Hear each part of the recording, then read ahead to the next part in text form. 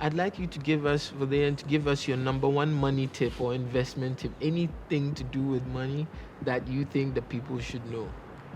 Anything that Well, you've learned. yeah. Well, I guess I'll talk about property more Yeah, than anything. exactly. So, I mean, for me, as I mentioned, I think actually I believe, to be honest with you, that the key to wealth on this continent is property.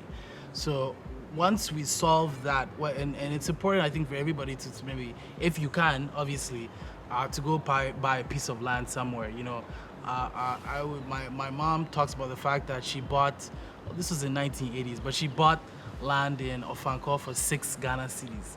And so, I mean, I would say if you can buy land anywhere, I mean, there are pockets of places where you can buy land. I would buy land for sure, because you never really know where it's going to go. And it's good. I mean, my dad says this as well, that, his dad, my granddad, offered him land in East Legon.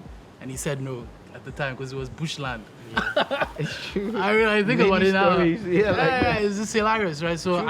I would say, if you can, go buy some land, and it's one of the things that we are trying to solve to make it easier for people. But it's just a good way to gain wealth, because you want to start a business. Banks will always ask you for collateral, and so what's your collateral? Oh, okay, I have some land, right? And so, and you want to get a sort of, actually, you want to get a loan for mortgage anything. financing. Yeah, you want to get a loan financing for anything. It's one of the easiest ways to Exactly. raise Even capital. more capital. Yeah, exactly. So, as well, you can own the land and buy a home. You can Once use you it have a for home, you have a fun. home. Exactly. So for me, that is the number one tip. I mean, for those in the stock market and whatnot as well, maybe you can buy some Tesla stock if you want. But I would say buy property. Yeah. Yeah.